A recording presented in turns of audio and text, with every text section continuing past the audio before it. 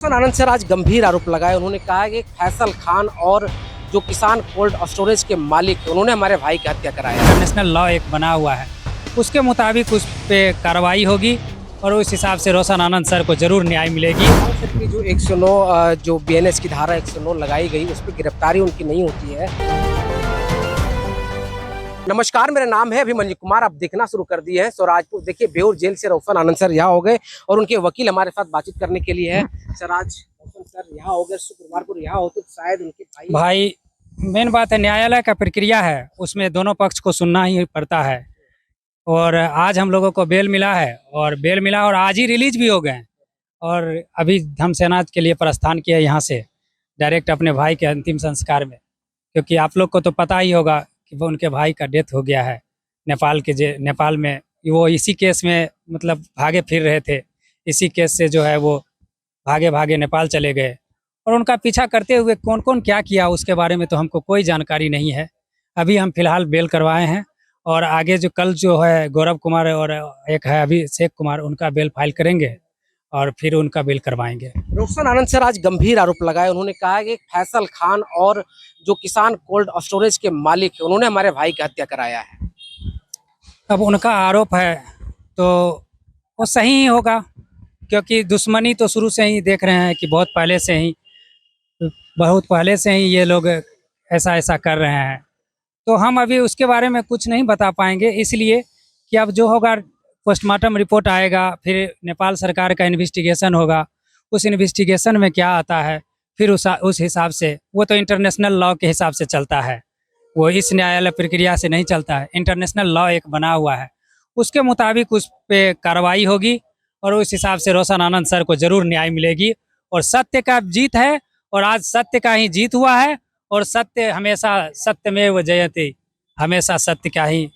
शुक्रवार को ऐसा क्या हुआ था जो कि इनको बेल नहीं मिला? अगर मिल गया होता तो शायद ये जो आज देखना पड़ रहा है प्रिंस यादव को लेकर, वो देखना नहीं पड़ा। शुक्रवार को दूसरे पक्ष के जो सीनियर एडवोकेट साहब हमारे सीनियर है वो नहीं आए थे दूसरे पक्ष के, और इसीलिए जो है दोनों पक्ष को सुन के ही न्यायालय आदेश पारित करते हैं। वो इन्फॉर्मेंट साइड के अधिवक्ता थे, तो उनको सुनने के बाद ही न्यायालय अपना आदेश पारित किया। आज दोनों पक्ष के अधिवक्ता थे। हम लोग के सीनियर में हम लोग को डिजिनेटेड सीनियर को एंगेज किए हुए थे, रमाकांत शर्मा थे डिजिनेटेड सीनियर, वो भी बहस किए और न्यायालय ने सारे बातों को रखे, न्यायालय में सारे बात को हम लोग रखें और सब कुछ को रखते हुए आज हम लोगों को बेल मिला है। खान सर की जो 109 जो बीएनएस की धारा 109 लगाई गई उस पर गिरफ्तारी उनकी नहीं होती है और उसके बाद ही पूरा उनको इंटरिम प्रोटेक्शन डिस्ट्रिक्ट जज साहब के यहाँ से मिला हुआ है 20 तारीख को। ऐसा नहीं है कि सब दिन के लिए वो रहता है, जैसा लगेगा जैसा सबूत आएगा उस हिसाब से वो चलता है। तो न्यायालय की काम है, न्यायालय हम लोग यही जानते हैं कि न्यायालय में हम लोग जो बात रखते हैं न्यायालय उस चीज को देखते हैं, समझते हैं और समझने के बाद अपना आदेश पारित। वकील होने के नाते हम लोगों ने सारे बातों को जिक्र किया है। केस डायरी में भी 4 तारीख को उन पे एफआईआर होता है। 4 तारीख को एफआईआर होने के बाद जो है 4 तारीख को उनसे डायरी में ऐसा भी बात आया है कि उनसे पूछताछ हुआ है और उनको न्यायालय में इंटरिम प्रोटेक्शन जो है वो मिल जा रहा है। इंटरिम प्रोटेक्शन मिलने के बाद उनको नहीं गिरफ्तारी पे रोक लग गया, वो न्यायालय का काम है, उसमें हम लोग कोई दखल अंदाजी नहीं करते हैं, क्योंकि हम लोग का काम है अपना पक्ष रखना। हम लोग अपना पक्ष रखते हैं, न्यायालय अपना आदेश पारित करते हैं। आगे क्या प्रक्रिया है?